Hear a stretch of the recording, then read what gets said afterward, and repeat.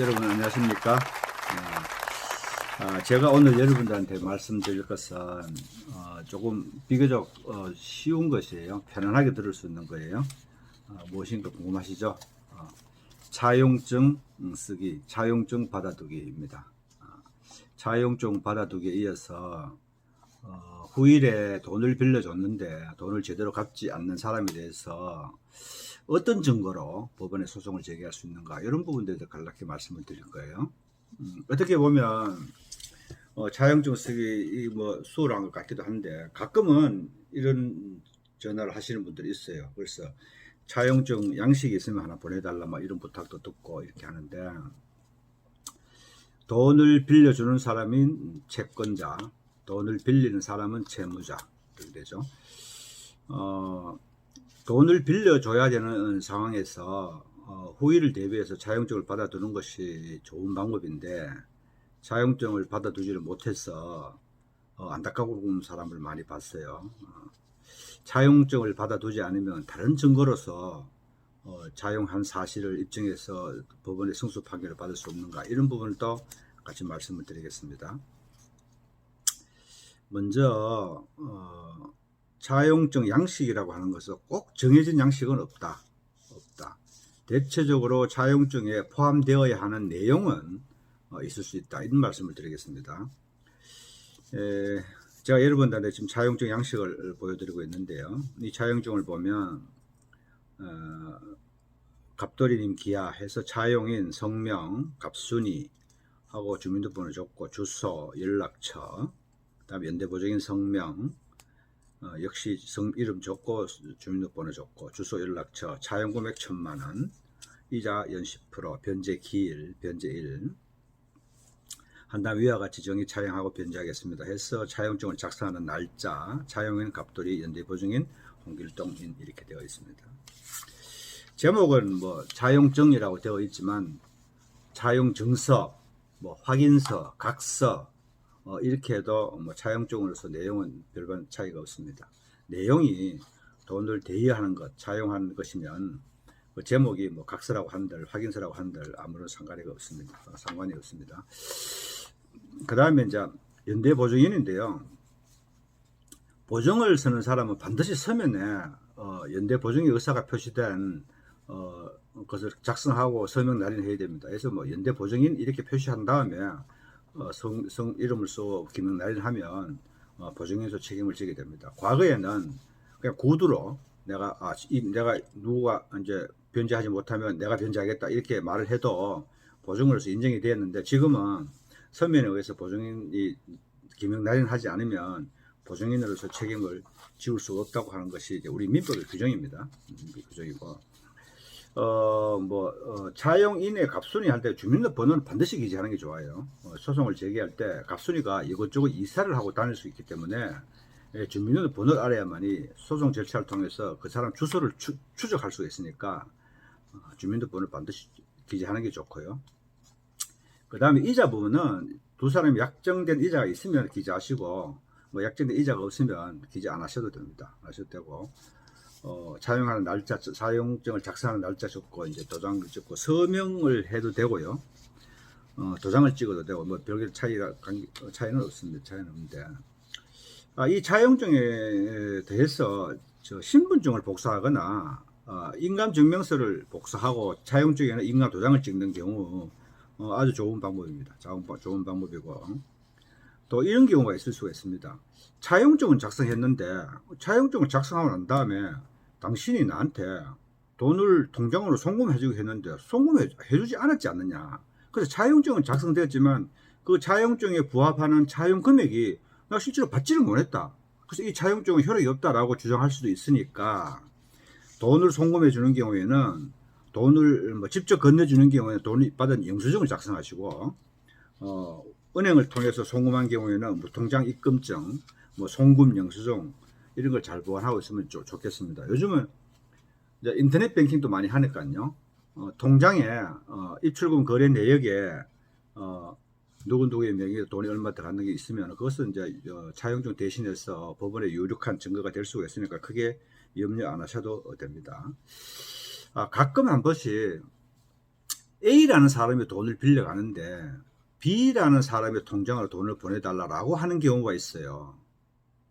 그런 경우에 나중에 A라는 사람이 돈을 빌려가면서 내가 지금 통장을 못 쓰니까 뭐 사정이 있으니까 B한테로 송금해달라, B 통장으로 송금해달라, 아니면 내가 B한테 돈 줄 거 있으니까 그쪽으로 송금해주면 내가 B한테 변제를 한 것이 된과 동시에 내가 당신한테 돈을 빌린 것을 하겠다 라는 뜻으로 돈을 빌리는 사람은 A가 빌리는데 돈을 통장으로 들어가기는 B한테 통장으로 들어가는 거예요.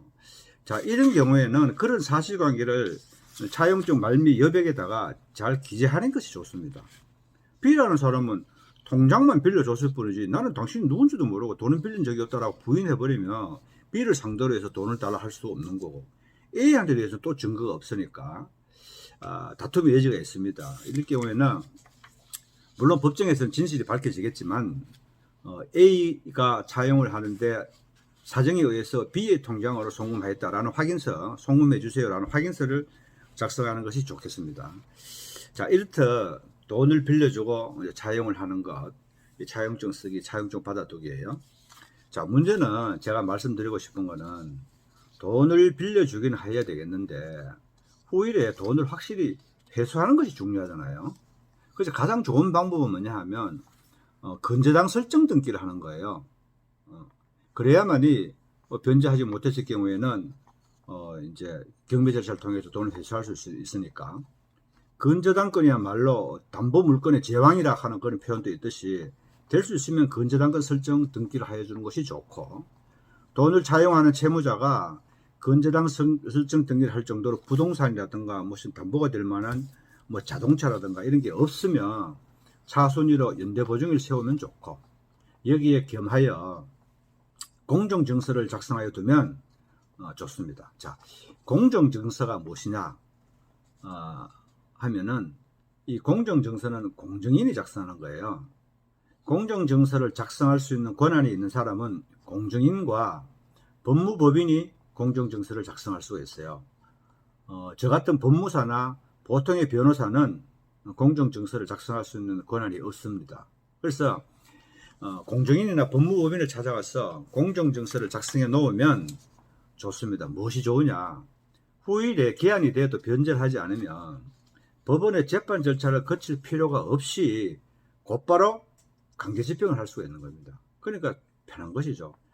경제적으로 비용도 적게 들고 소송을 하는 것보다는 또 시간적으로도 빠르고, 재판을 걸면 뭐 상대방이 돈을 빌려간 것은 사실이지만 뭐 이래저래 핑계를 대면서 기일을 좀 소요하며 아무래도 소송 판결을 받는 데는 뭐 빠르면 한 4, 5개월, 늦으면 1년까지도 가니까 이런 재판 절차를 거칠 필요 없이 재판을 하는 경우에는 인지대도 내야 되고 송달료도 내야 되고, 법무사를 선임하는 경우에는 법무사 수수료를 줘야 되고, 변호사를 선임하는 경우에는 변호사 선임료를 줘야 되고, 이러니까 비용이 많이 드는 것이죠. 그래서 공정증서를 작성하여 두면 이러한 불편을 거칠 필요 없이 곧바로 강제집행을 할 수 있으니까 공정증서를 작성해 두는 것이 좋겠습니다. 자, 그런데 아무런 증거가 없다. 현장에서 은행에서 돈을 찾아가지고 현금으로 줬다. 본 사람도 없다. 내 통장에 돈이 출금된 적은 있지만은 이 돈이 어디로 갔는지 흔적이 안 나온다 이 말이에요. 무통장 송금 영수증도 없어요. 현장에서 바로 줬으니까. 송금 영수증도 없어요. 그럼 어떻게 해야 되느냐?